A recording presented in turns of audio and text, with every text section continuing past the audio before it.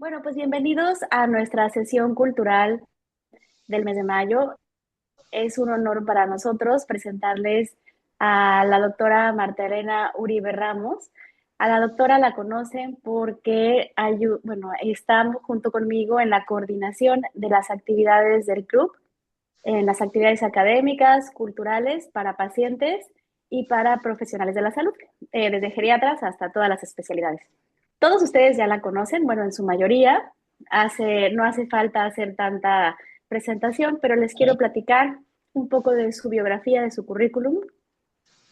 La doctora Elena Uribe, ella es directora del área de vinculación entre servicios de diagnóstico y salud poblacional en el hospital. También es encargada de la parte de investigación, igual del Centro Integral de Diagnóstico y Tratamiento. También coordina las actividades académicas.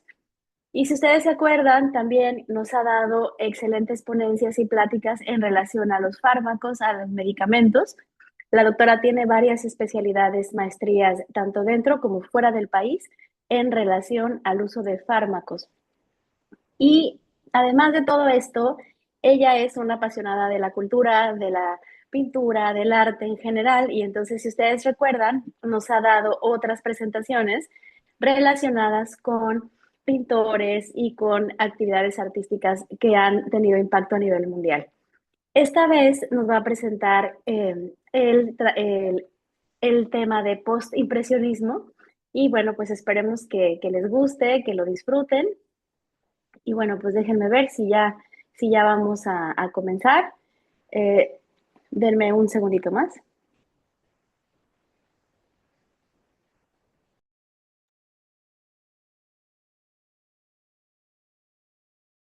Hola, buenos días. Bueno, como ya me presentaron, soy la doctora Marta Elena Uribe. Algunos de ustedes ya me conocen, aquí veo muchas caras nuevas. Bueno, pues yo trabajo, como ya les dijeron, en el CIDIR y en Médica Sur, y yo les voy a hablar sobre el tema de postimpresionismo. Primero puse esta pintura porque la verdad es mi preferida, es mi favorita. La he ido a perseguir a todos los museos que están, donde está, y ahorita vamos a hablar un poco de ella.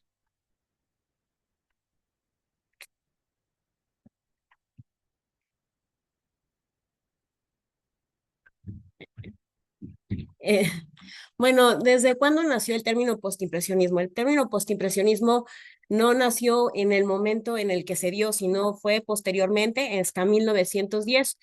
Se hablaba de los estilos que habían surgido entre los 80s y 90s, pero del siglo XIX, es decir, en el 1800. Este se dio a cabo por el crítico de arte en Londres, Roger Fry, con el que se hizo una exposición que se llamaba Manet y los postimpresionistas. Manet era un impresionista, del cual vamos a hablar un poquito del impresionismo, y dirán por qué se combinó a Manet con los postimpresionistas, porque Manet de alguna forma fue el que más influenció a este movimiento. Eh, en esta exposición, bueno, fue la primera exposición que hizo de postimpresionistas, posteriormente se hizo una más taquillera, esta no fue muy taquillera. Bueno, los postimpresionistas, algunos pasaron por una fase de impresionismo y otros se influenciaron del impresionismo. Hay algunos, yo les voy a mencionar los más importantes, que son Paul Cézanne, Vincent Van Gogh, Paul Gauguin y Georges Seurat. Pero del último, les puse un signo de interrogación porque vamos a hablar más adelante por qué lo menciono y a la vez por qué pongo el signo de interrogación. Bueno, antes que nada, les quiero hablar un poco del impresionismo, que fue lo que influenció al postimpresionismo. Esta es una pintura de Renoir. Es un baile de las cosas típicas que hacían en ese momento en París. Y bueno, esta pintura está en el Museo d'Orsay en París. Y bueno, este es uno de los impresionistas más reconocidos. Hay varios impresionistas y ahorita se los voy a mencionar. El impresionismo. Bueno, el impresionismo revolucionó el arte francés y eran unas nuevas formas de captar al mundo. ¿Por qué eran nuevas formas de captar al mundo? Antes la pintura se enfocaba más en pintar lo realista. Por ejemplo, te querían pintar a ti como si fueras una fotografía, pero en este momento ya se ha inventado la fotografía. Entonces los pintores empezaron a entrar en competencia con la fotografía y pues ya no podían actuar con la misma rapidez, ¿no? Porque no es lo mismo pintar un cuadro de alguien que, ¿cómo se llama?, que tomar una foto y sale, ¿no?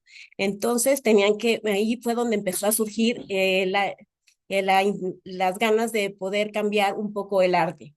Entonces fueron nuevas formas de capturar al mundo. Hay 21 impresionistas, pero los 7 son los mundialmente conocidos. Unos son Claude Monet, Renoir, Edgar Degas, que a él le encantaba pintar bailarinas, y aquí tenemos una pintura.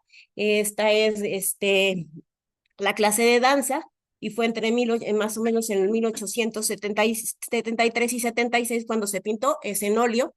Y bueno, también ya como les mencionamos, también aquí también está Manet, pero bueno, eso no los voy a hablar mucho. Esta fue una exposición que fue el 15 en esta, también vamos a hablarles cuándo nació el impresionismo. El impresionismo nació con el crítico Luis Leroy y fue la primera exhibición que fue el 15 de abril de 1874. ¿Y cuál fue la pintura que le dio el nombre al impresionismo? Fue esta de Claude Monet, que era como una impresión del sol, y por eso mismo le llamaron impresionismo. La verdad es que también el impresionismo empezó desde un punto de vista como despectivo. Quisieron decir, pues esto no es una pintura, es nada más una impresión. Fue un término despectivo, entonces también el impresionismo no fue muy bien visto al inicio, igual que el postimpresionismo. Pero de pronto algo tenía que cambiar, ¿no? Entonces como que ya había que explorar nuevas técnicas y nuevas formas. Entonces surgió el postimpresionismo. El postimpresionismo no tenían un solo enfoque estético. Vamos a ver cómo todas las pinturas entre los diferentes pintores no conservan un mismo estilo. Cada quien tiene su estilo, sus técnicas, incluso sus temáticas. Y aquí hay unas diferencias entre los postimpresionistas y los impresionistas.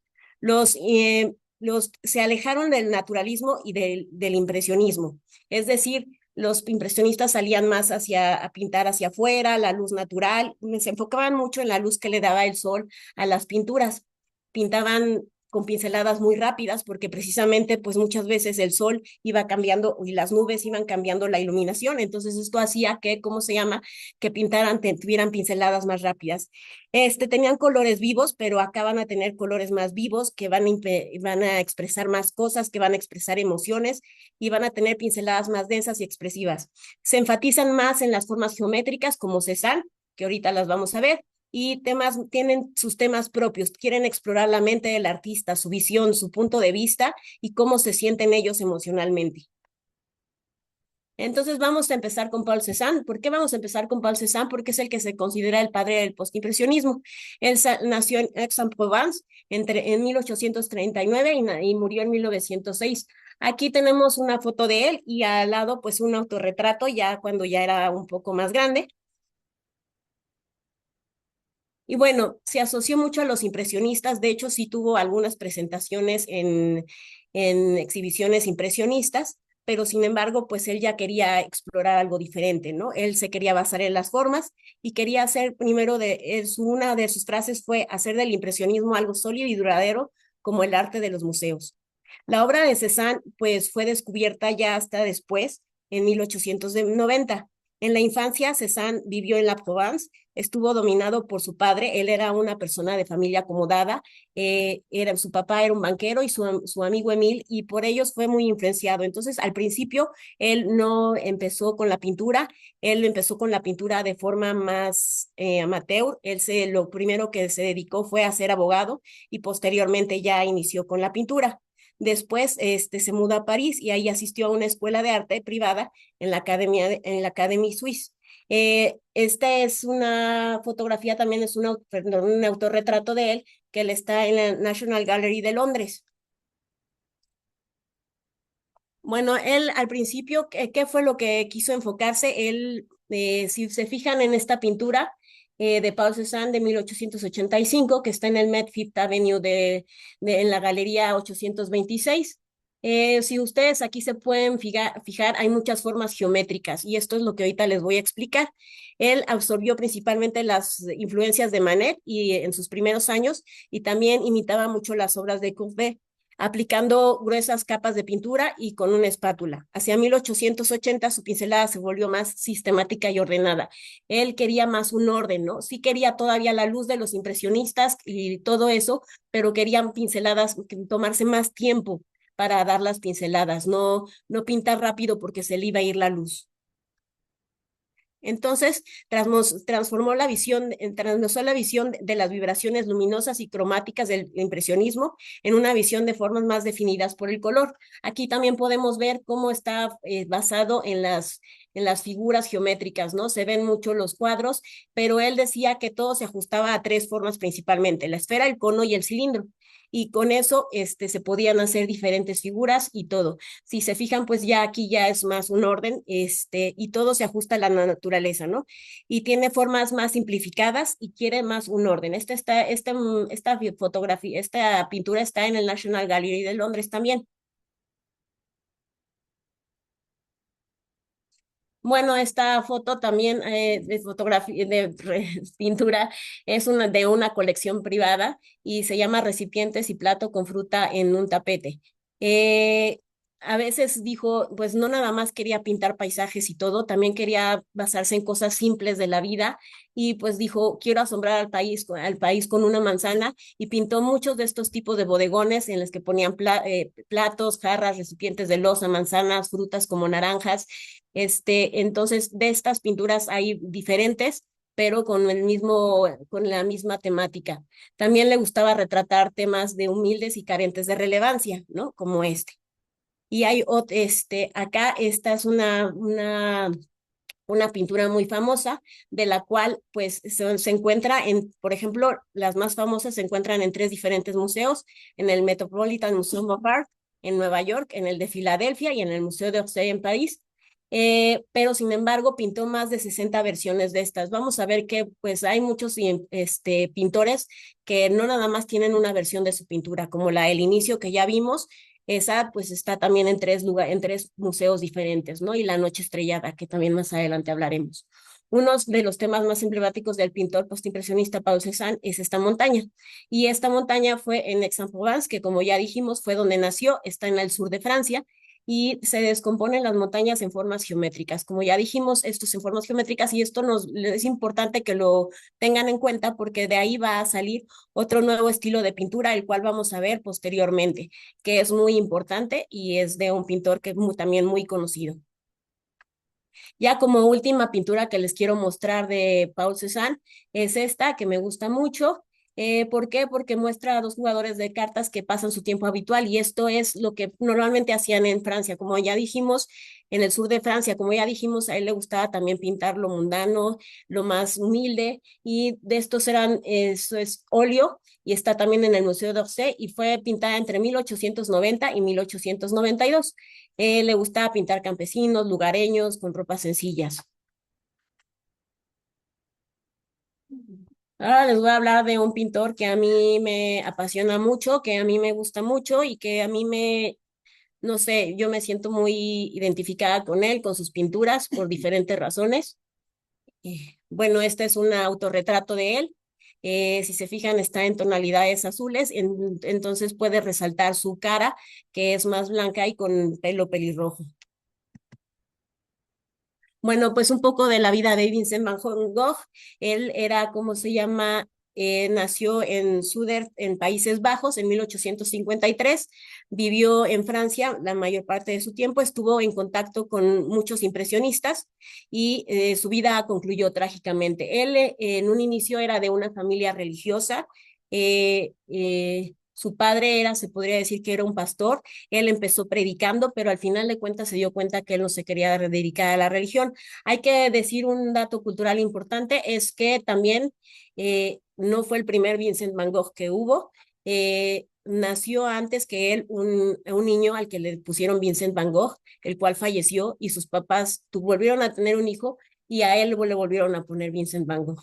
Entonces, él ya tenía por segunda vez ese nombre. Esta es un autorretrato de él de cuando se supone se cortó la oreja. Cuando se cortó la oreja fue cuando tuvo un pleito con Gauguin también, que ahorita vamos a tocar el tema de Gauguin, pero Gauguin y Van Gogh vivieron un tiempo juntos. ¿Por qué? Porque ahorita les voy a platicar más o menos la historia, pero Theo fue el que influyó que es el hermano de Van Gogh, que influyó que Gauguin se fuera a vivir con Van Gogh cuando él vivía en Arles, ahí en Francia, en el sur de Francia, en la Provence. Se supone que un día se pelearon porque los dos eran pues pintores muy apasionados, también les gustaba tomar, les gustaba estar con prostitutas, todo. Entonces, en un lío a que se dice que pasó, él se cortó la oreja y dicen que se la dio una prostituta. Aquí hay partes de verdad, hay partes que dicen que pasaron, hay partes que dicen que no pasaron, pero pues al parecer todo pasó. Bueno, esta es un café, el Café de Arles, que está también es donde vivió principalmente Van Gogh, y también eso es lo que les quiero enseñar, más o menos dónde fue donde vivió Van Gogh.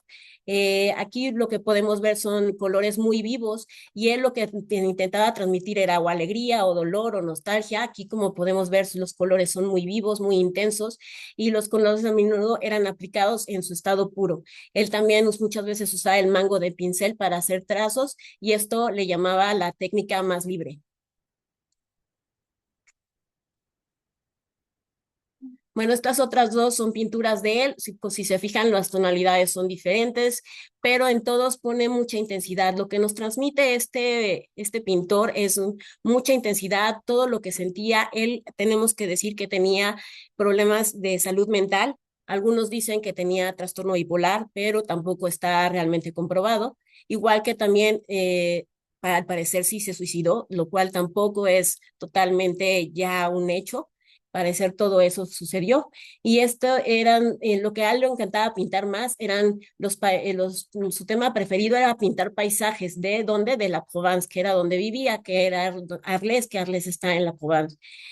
Tenía muchas interpretaciones subjetivas, y lo que él también le encantaba representar eran los campos, los pueblos. También hay otras pinturas en las que retrata mucho a las personas en su vida cotidiana, en su vida humilde. Él era un pintor que no quería, si se fijan, sus pinturas no son tan difíciles de copiar, pero esto se debe a que él no quería ser un pintor que fuera pintor para la gente rica, sino también quería pintar como para todo mundo. Entonces, por eso es que las pinceladas también no nada más, no son tan difíciles en sí de copiar como muchas otras, por ejemplo, la de las meninas. Porque, por ejemplo, hay unas personas que se dedican a ser copistas y, ¿cómo se llama? Y hay pinturas que son más fáciles de copiar. Ahora voy a hablarles de La Noche Estrellada. Cabe mencionar que hay muchísimas versiones de ella. Sin embargo, aquí les voy a enseñar una que está en Nueva York, y fue hecha en 1889. Esta también tiene una cierta historia. ¿Qué es lo que representa? Si se fijan, mucho movimiento, mucho color, mucha intensidad. Y fue cuando él, durante su estancia en el sanatorio de Saint-Rémy, en la Provence, pues como ya les dije, tenía muchos problemas de salud mental. Entonces, en una de estas ocasiones fue internado en Saint-Rémy, y ahí fue desde la ventana desde donde pintaba todo esto. La pintura es conocida por su estilo muy expresivo, y da mucha energía, mucha fuerza, y es la pintura que fue realizada por Van Gogh en un momento difícil. Eso sí, casi todas sus pinturas él las pintó a lo largo de momentos difíciles de la vida, y él tuvo un periodo corto de pintar, ¿no? Empezó un poco grande y murió muy joven. Entonces, no, sus pinturas casi que la mayoría de las pinturas las pintó a lo largo de 3 años. Hay muchas versiones de La Noche Estrellada, y aquí podemos ver más su movimiento. Si se fijan, él no se enfoca tanto en el pueblo, que no es una fotografía del pueblo que quiera representar el pueblo, no es una fotografía, es más bien todas las sensaciones que en ese momento le emanaban. Ahora voy a hablarles de la habitación. Para mí es como se llama mi pintura favorita, porque tiene mucho color. Sin embargo, pues refleja la pobreza en la que vivía Van Gogh. Tiene mucha brillantez. Fue hecha en 1889. Es la habitación en la que vivía en Arles. Eh, Está en 3 museos. Está en Chicago, está en el Museo d'Orsay en París, y en su museo, que está en el Museo de Van Gogh, que está en Ámsterdam. Vamos a pasar a la Casa Amarilla, que era aquí, como ya les he dicho, él vivía en Arles, pues esta es la casa donde él vivía y él la pintó. Aquí fue donde él vivió con Gauguin. Él rentaba aquí habitaciones. Ustedes dirán, si él no muchas pinturas, él casi no vendió pinturas en su vida. Él era pobre, sin embargo, el que le ayudó mucho fue su hermano Teo. Su hermano Teo fue quien siempre lo ayudó, confió en él, confió en que él iba a ser un gran pintor y él le dijo un día a Teo que quería irse a Arles y que ahí quería fundar una residencia tenía un sueño de formar una residencia de artistas, lo cual pues no se hizo, pero sí alcanzó a vivir con Gauguin y aquí lo hizo su residencia, su estudio, él lo hizo óleo sobre lienzo, esta pintura o esta casa ya no está como existe porque fue destruida en una de las guerras mundiales y bueno, esta fue pintada en 1988 y está en el Museo de Van Gogh como en Ámsterdam. Bueno, como ya les dije, la historia de Van Gogh acabó trágicamente. Él casi no vendió obras en su vida, vendió muy poquitas. Tras su fallecimiento, toda su colección pasó a Teo y posteriormente pasó a manos de su esposa, de la esposa de Teo y del hijo de Teo. Ella fue la que ya hizo una gran exposición en la que ya se dio a conocer los cuadros de Van Gogh.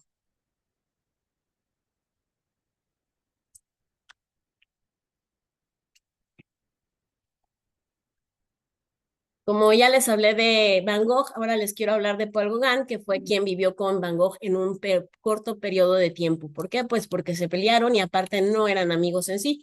Fue porque Theo le sugirió a Van Gogh que se fuera a vivir con Van Gogh un rato, en un momento en que Gauguin vivía en París y se sentía como muy estancado. Entonces fue cuando lo mandó a vivir. A Theo le sugirió que se fuera a vivir con Van Gogh, pagándole. Entonces, bueno, él nació en París en 1848, murió en 1903.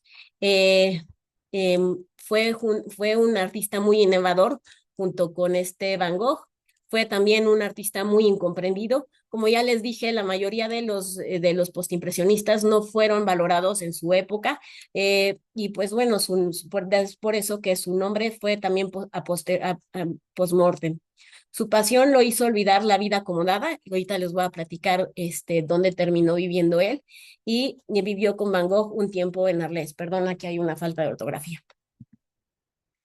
Él vivió en Perú en su niñez. Trabajó como corredor de bolsa. Antes no era pintor. Él primero trabajó como corredor de bolsa y decidió dejar esa vida para dedicarse por completo a la pintura. Entonces, bueno, a pesar de que tenía una carrera, al final de cuentas no tuvo tanto éxito. Él finalmente murió en la Polinesia Francesa, que fue a donde se fue a vivir posteriormente, buscando nuevas aventuras, nueva vida, porque él decía que se sentía también estancado en Francia. Su obra fue valorada es una influencia clave para el arte del siglo XX y también es importante que les diga esto porque ahorita voy a decirles también a qué dio lugar todos estos postimpresionistas. Cada uno dio a un estilo diferente y a pintores también que fueron muy famosos. Esto ya lo dibujó en Tahití porque él se fue a vivir a Tahití. ¿Por qué se fue a vivir bueno, por qué se fue a vivir? ¿Por qué se fue lejos de Francia? Porque sentía que en Francia tenía una vida muy monótona, muy sencilla, muy simple, pues que era ir, todo lo que quería lo tenía. Entonces él quería ir a la aventura, algo más, que fuera más aventura. Se mudó finalmente primero a las islas del Océano Pacífico y se estableció en Tahití en 1891. Reconoció mucho el valor estético de las artes primitivas.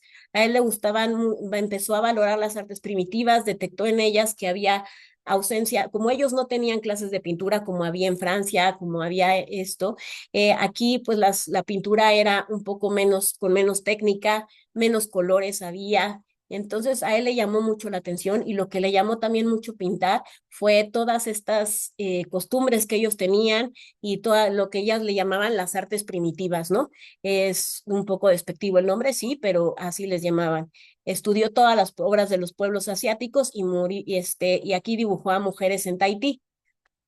Ahorita les voy a platicar un poco de todas las controversias que hay detrás de Gauguin, porque Gauguin pues aunque es un muy famoso y sus pinturas son muy caras, yo creo que las más caras de los que les estoy platicando, él tuvo una vida muy controversial y lo voy a mencionar precisamente porque sí tuvo que ver con niñas que estuvieron en Tahití, porque en aquel entonces allí se permitía que los adultos se casaran con niñas. Entonces, bueno, esta es una pintura famosa, muy famosa, a mí en lo particular no me gusta, es la visión tras el sermón, pero es muy famosa de Gauguin. Las fieles bretonas observan cómo está practicando Gresling un ángel. Esta fue en 1988, está en Scotland, en Edimburgo, en Reino Unido, y si se fijan, los colores son planos y vivos. Esta se las enseño porque es muy, muy famosa. Ah, espérame, ya. Ay. Bueno, también algo que buscó mucho mostrar antes de irse a Tahití fue también el punto de vista místico. En aquel entonces, sí se usaba mucho pintar con el amarillo. Esto fue momentos en los que tuvo antes de irse a Tahití. Fueron momentos que él tuvo antes de irse a Tahití. Aquí pueden ver el Cristo se llama el Cristo amarillo. Fue pintado en 1889 y está en Buffalo, Nueva York. Buscó la pureza emocional y buscaba la armonía entre el hombre y la naturaleza. A él lo que le gustaba en general, ya hablando en general de Gauguin, era la vida diaria, el folclore, el arte popular. La religión también desde luego, por eso es que en la anterior también, pues sí hay mujeres que están rezando y acá también pinta un Cristo. Ahora vamos a pasar a la parte un poco más polémica. Ya en Tahití pintó esta pintura que es el espíritu de los muertos Vela.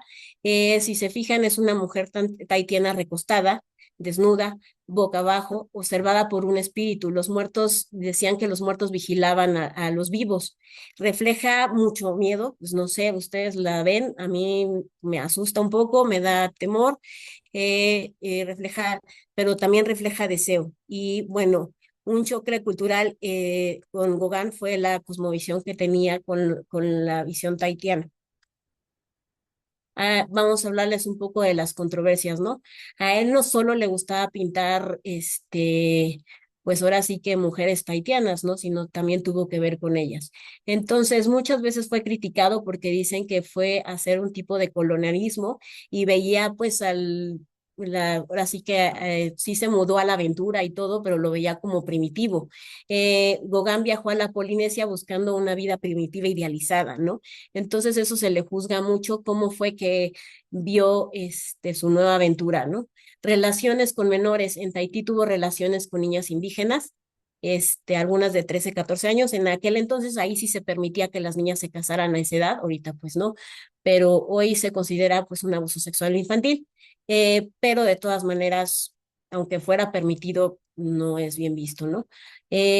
También tuvo un abandono familiar. Gauguin tuvo muchos hijos, se casó con una esposa danesa, también se dice que tuvo hijos con una francesa y se fue a vivir en la Polinesia, donde también, pues como ya dijimos, sí tuvo relaciones con niñas.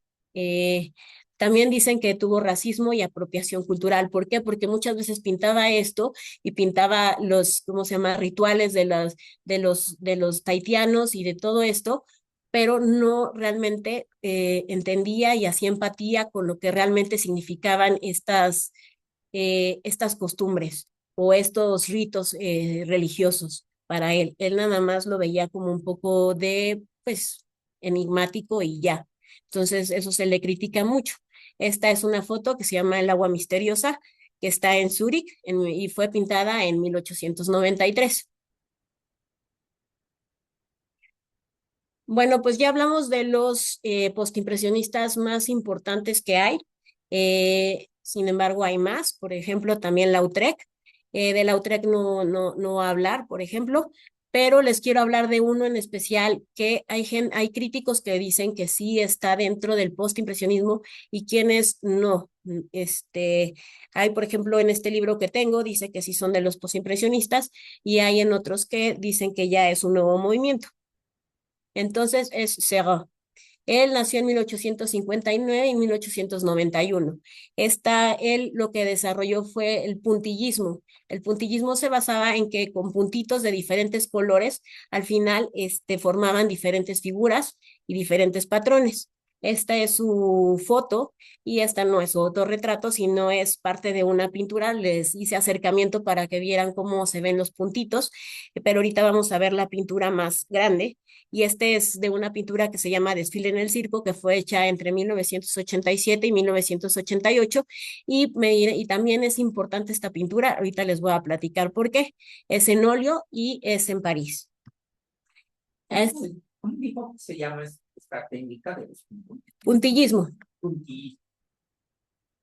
Esta es la pintura ya bueno, completa en teoría.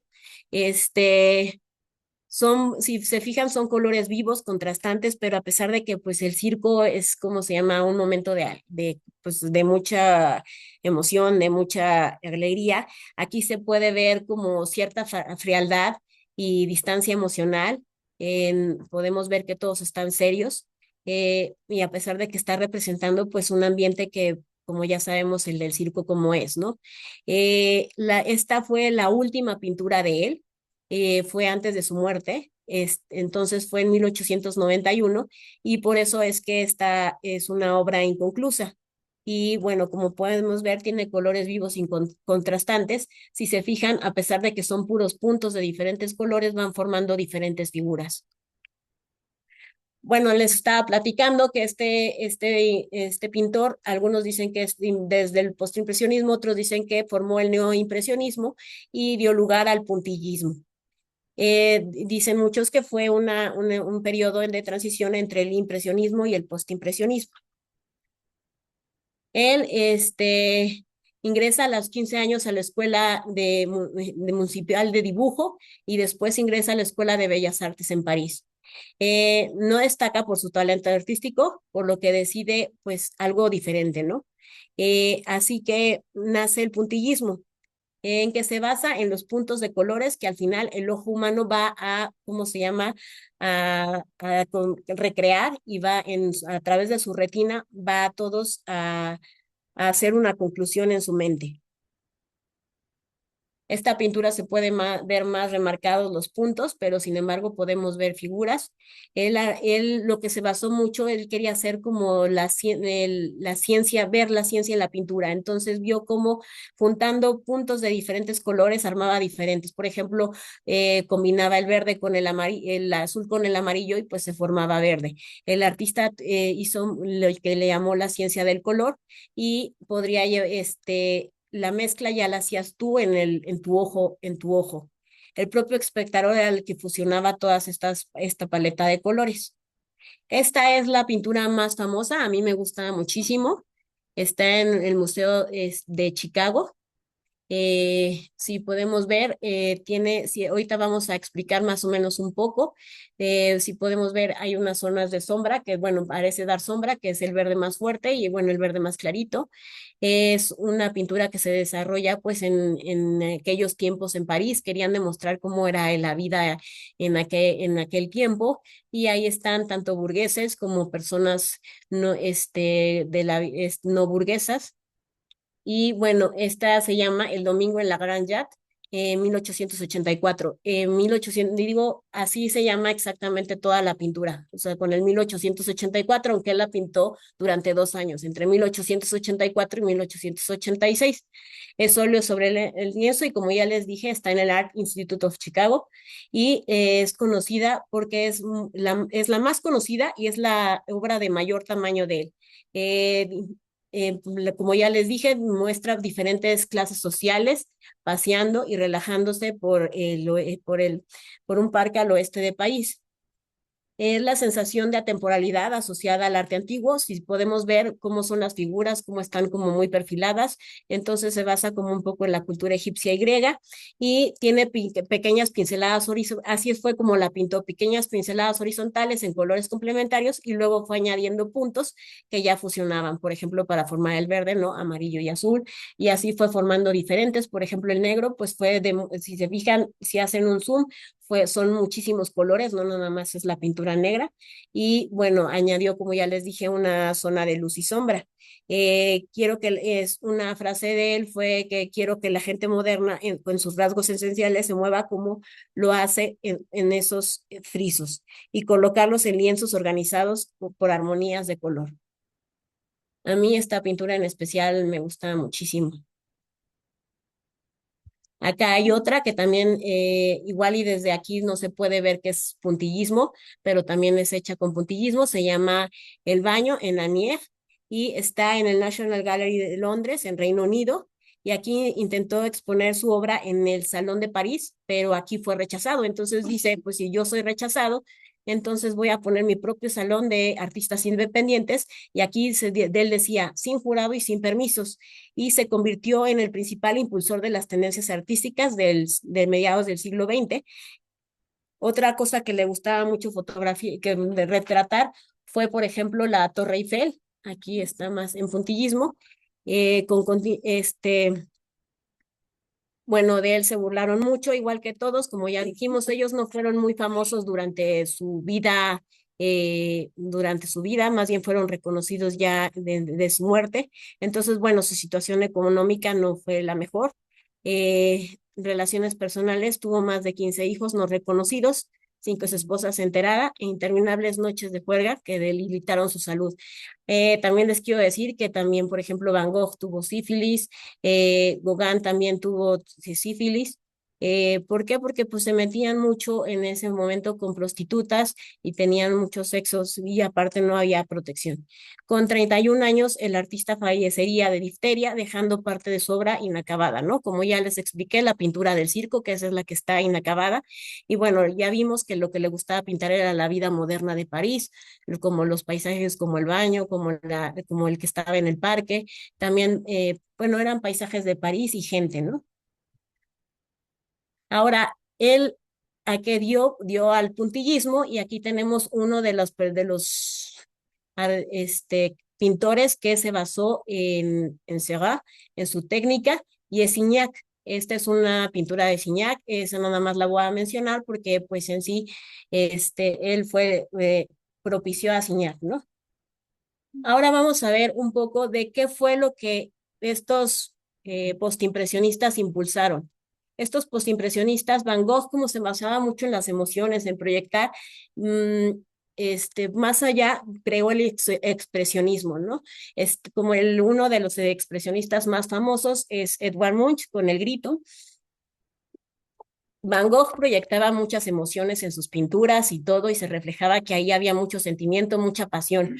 Pero si se fijan, esta pintura como que fue más allá, fue todavía más expresiva y expresa mucho dolor, mucha amor, mucha angustia, pero no nada más la persona que está gritando, sino todo alrededor se ve como mucha desesperación, mucha angustia. Luego Gauguin favoreció el fauvismo o también el primitivismo. Él como que de alguna forma fue hacia atrás. ¿Por qué hacia atrás? Porque él se basó en formas más básicas y por ejemplo aquí uno de los precursores fue Henri Matisse. Esta es una pintura de Henri Matisse. Si vemos la pintura, pues no tiene dimensiones, todo está en rojo, entonces al no mostrar dimensiones, pues es una pintura más, se puede decir, rudimentaria. Entonces él fue como hacia atrás. Y finalmente Cézanne, que es lo que, bueno, ya dijimos que Seurat fue el puntillismo y fue tal vez el impresionismo, y Cézanne lo que dio origen fue al cubismo, que bueno, aquí tenemos una pintura de Picasso, ¿no? De Picasso, su museo está en Barcelona. Entonces, bueno, pues eso es todo. Muchas gracias. Mm. Muchas gracias, Elena. Excelente presentación.